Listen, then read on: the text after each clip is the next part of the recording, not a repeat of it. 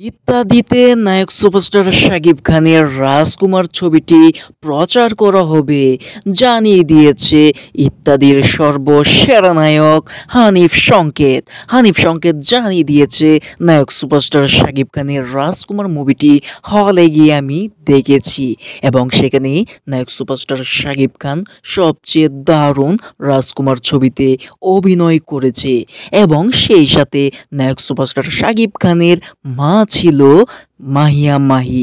সেইখানে কেন নায়িকা মাহিয়া মাহিকে দেওয়া হলো, আরও অন্য কোনো নায়িকাকে দেওয়া হতে পারতো। সেখানে নায়িকা মাহিয়া মাহি খুব ভালো অভিনয় করেছে জানিয়ে দিয়েছে হানিফ সংকেত এবং হিমেল আশরাফের পরিচালনাটি সবচেয়ে ভালো ছিল।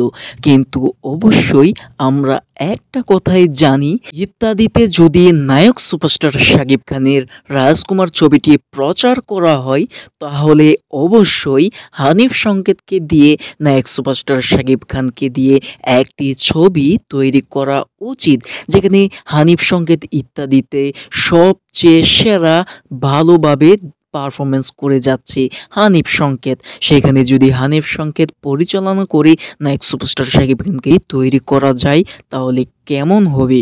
অবশ্যই দর্শক আমার কমেন্ট বক্সে আপনারা জানিয়ে দিন আপনার মূল্যবান বক্তব্যটি। অবশ্যই নায়ক সুপারস্টার শাকিব খানকে দিয়ে একটি ছবি তৈরি করা উচিত হানিফ সংকেতের। অবশ্যই এই রিকোয়েস্টটি আমার থাকবে।